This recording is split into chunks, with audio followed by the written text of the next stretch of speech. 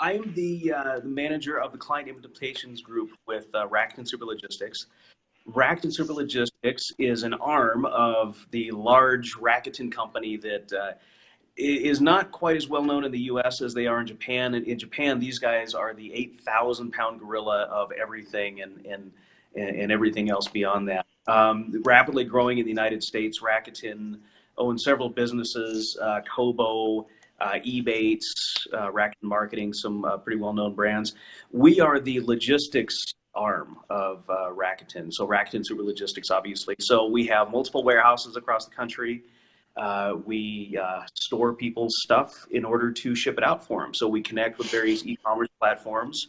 We integrate with these platforms either with direct connections or over our API.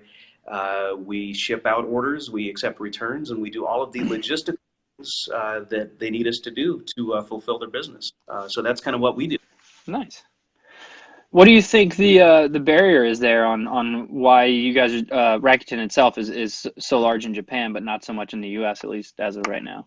It's really for our business line. It's really newness. So Super Logistics started out as a smaller kind of mom and pop company called Webgistics based in upstate New York.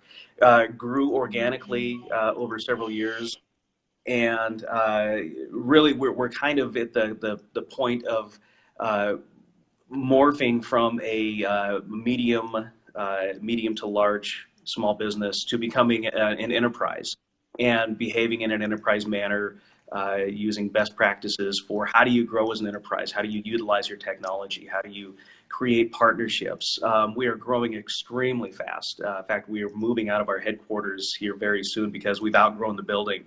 We're in the process of adding a lot more warehouses, looking at an international footprint here very soon. So it's really just that we're growing organically and are now figuring out how to utilize the resources of Big Uncle Rakuten to help us grow as fast as we need to. And you guys are based out of Vegas, right? We are. We're based in sunny, extremely hot Las Vegas, Nevada. So you're growing out. Are you leaving Vegas, or are you guys just doing a new location in Vegas? No, we're literally moving like a mile away, I think. Oh, there you go. So we don't have to go that far. We can still eat at the same restaurants for lunch. Nice.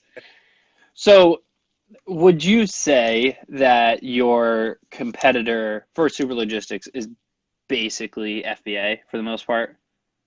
FBA is a large competitor. We behave differently in a lot of ways. We can provide, so we have a bit of an unusual relationship with Amazon because they're both partner and competitor in certain ways. So they are our partner, our kind of quasi-partner in that we integrate with them. So a lot of our customers will do the FBM, fulfilled by merchant model, and use us as their 3PL. But obviously we compete directly with Amazon for their FBA service, which puts us in a little bit of an unusual spot where sometimes we don't get the resources that we would like to have for troubleshooting and fast integrations and things like that.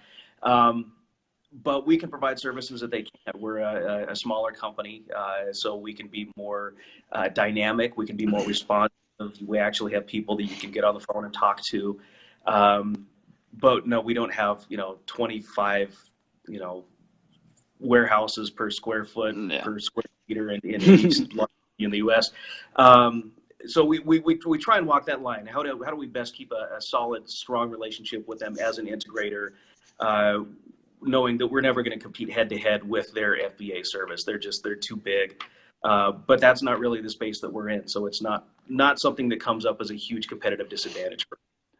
But you still have a 2-day delivery option, do you not? We do. We absolutely do. We have second day. We have same day, as long as it's in our ordering system in time. When I'm talking about they're not really a direct competitor, I'm talking in terms of scale. Yeah. That they really operate in a completely different sphere from anybody in the world. So we compete in our space very strongly. Within folks in our, we try to, as they say in Britain, we try to punch above our weight. It's maybe FBA is maybe a little bit higher than that, but we're growing, and we look forward to the day when we can compete toe to toe with Amazon. Yeah, because it is interesting. Like I obviously I looked into a little more. Obviously, we just did a webinar with you guys, what, two weeks ago now, I believe. And the more I dug in, I realized that you guys integrate with a lot. Shopify, Yeah. Amazon, obviously Rakuten, but you also do like Walmart and eBay and Jet, and like you guys are all in there. Yeah. So you guys really can act as a 3PL in most cases. So someone like, because I know one of the issues we have with a lot of sellers all the time is that they may want to do FBM because for whatever reason they can't go FBA, but they don't want to deal with having to get something out in 2 days and all that extra stuff. And the more I looked into you guys, I'm like, it's very interesting that you actually integrate with Amazon. So you're playing nicely with the competitor, which is a smart move. So it actually does still benefit you and give a lot of sellers that extra edge. Yeah, yeah, absolutely. But it does kind of it put us in a bit of an unusual spot. But to be frank, we have clients that will leave FBA and become FBM and move over to us because some of the things that we can offer that they can't. We can be smaller and more agile, be more responsive to their needs. A lot of things Mm-hmm. that you're not going to get from a mega massive corporation like Amazon. Yeah. So besides the fact that you clearly are connected to Rakuten, which is a monster. Mhm. What really differentiates you from really just going with another 3PL? For So comparing us to some of our largest competitors, we get all day long. I mean, I'm not going to name names, but the folks that are around the same size as us and larger, we have folks come in from them constantly. Probably of the last 10 clients that we've onboarded, I can identify probably 3 or 4 that have come in from our biggest competitors. And these are big clients. These are pretty sizable guys. And the things that they tell us are that they weren't responsive, or the technology just wasn't there, or they were very limited in the options that they could provide in terms of integratability. That they didn't feel that the support was there when something goes wrong, which happens. When you get Mm-hmm. computer systems talking to each other, things go wrong.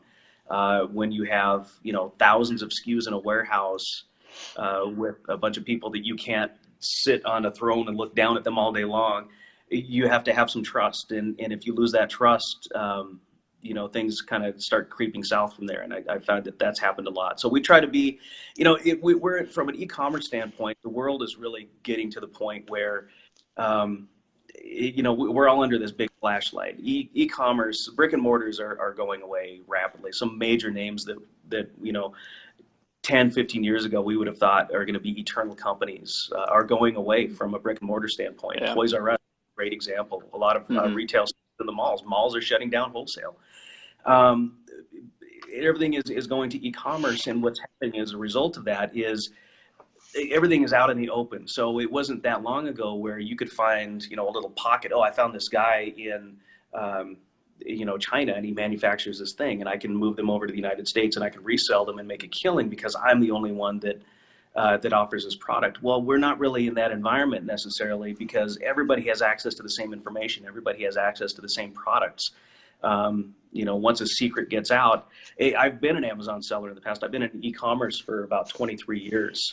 And as an Wow. online seller on Amazon, eBay, Jet, Walmart over the years, I can tell you it's hyper competitive. It gets down to, there are some products, if you get a product that's kind of commoditized where it's not that hard to find, you're literally chasing pennies. And some guy from China will come in and say, you know what, I don't care if I lose money on this. I just don't want you to get the sale. So you end up in the situation where you as a client or us as a 3PL, we don't want to chase pennies. We want to compete on service. We want to be able to tell our customers, hey, when you're comparing us to the other 3PLs, you can have my phone number if there's something wrong with your integration. Mm-hmm. Team of people that can work with you. We have pre-built integrations on multiple platforms. Like I mentioned, we work with Shopify, Jet, Walmart, BigCommerce, WooCommerce. You have a lot of different options, and we try to compete in ways that are meaningful to them. These are, we know who our customers are. These are people trying to run their businesses. Our sweet spot is probably larger small businesses, maybe smaller enterprises, and we try and structure our business in a way that caters to them. We understand who they are. Like I've said, I've been a merchant for many, many years. Mm-hmm. I understand e-commerce, and I know the pains that they go through, and we try to use that perspective and that empathy to help them kind of get through what they need to get up and running and start making money. It really explains your more organic growth, because customer service, even we're a marketing company, we don't help with customer service. And we always say, like, the most important thing you can really spend your money on and put some time and effort into is customer service, because of the organic growth of people just spreading word of mouth. It's really hard to grow that way, though, especially in the beginning, because you got to work with so many people and give such great customer service that they finally start telling people, because you really can't get on a phone and start talking to, for you guys, a potential client, or for an e-commerce seller or a potential customer, and talk to them and be like, oh, don't worry, we have great customer service. Like, everyone says that, but it's hard to prove until you're actually in the situation to actually prove it out. It really is. And you can talk a good game all day long, but kind of where the rubber meets the road. And this is where, like I said earlier, we're finding that a lot of our new clients are coming from our competitors, because when the rubber hit the road, they slid into a ditch and and found that they just, what they were selling wasn't exactly what they were getting. So now they're giving us a shot. Yeah. So customer service was the one thing you mentioned that separates you, and then also it's on the technology side. So we always try to venture a little bit outside of the digital marketing aspect. We find a lot of sellers, as you mentioned, it's so hyper competitive, but no one really cares about the customer service side. They really just want to transact, and then the relationship's done with the customer, and it's like, okay, I got my money, bye, I'm going to move on to the next person. So we really try to preach, like, giving it an experience, and like doing like a whole thing of like stick something in the box that like they wouldn't expect. Or sometimes we have like more comical clients, and we'll do like glitter bomb style stuff when you open up a box and all that. And I'm sure for 3PL, we have to be a nightmare agency for your client to be working with, because we're like, well, yeah, but we also want you to stick this exploding envelope in there. Like, there's that extra stuff.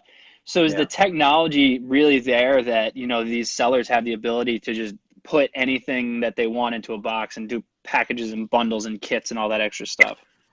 We try to be as flexible as it's kind of a fine line that we walk. So the more exceptions we create, it makes it more difficult for us to do business. But we've definitely realized that, to be able to do that is a huge differentiator. So we've put some technology in place within our environment that can allow people to do little what's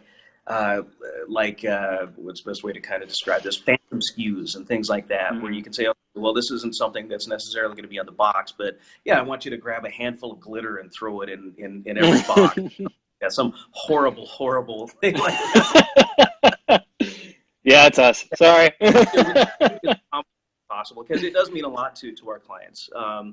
We have some, folks that'll come to us with unusual requests, and sometimes it's a little, either it's going to be too expensive for us to deal with, or it's going to create, something that's just not sustainable. But to be honest, a lot of the times we end up kind of looking at it and do the math and find a way to make it work and do our best to accommodate. Yeah. I could tell you stories. We have some unusual things in some of our warehouses. Oh, come on, give me one. Give me one really weird thing. Oh, I can't. We've got some some folks that don't want me to talk about things. NDAs are no fun. We definitely, I mean, like, it could be something as simple as marketing flyers. We have some clients that we have a strong enough relationship with them where they may have their own pack station, and they know that for every order of this type, then you grab this particular thing and put it in there, a marketing insert, or certain ones are packed a very specific way because that's what their customers expect to see. We had one guy here recently send us a video saying, well, I have 5 things that need to go in the box, and it may seem crazy, but I need you to pack them in the box in this very specific order, 1, 2, 3, 4, 5. And okay, we'll do that for you, because it means a lot to you. Even if we don't completely understand why we need to do it, it's the end result that you want, and that's what your customers expect. So we'll do that to help you out. Jeremy, really appreciate it. Thanks for chatting with me. I don't like to take up more of your Friday than I have to, but really appreciate it. Would love it if you kind of gave a little closing remarks, let everybody know where they can find more information, and we'll call it a day. Absolutely. Thanks for the opportunity. It's been a lot of fun. You can get more information about us, our integrations, and our services at Rakuten RAKUTEN, RakutenSL.com. It's short for Rakuten Super Logistics. Appreciate it, man. Thank you so All right. much. Thank Enjoy your you. Friday. Have a good one. All right.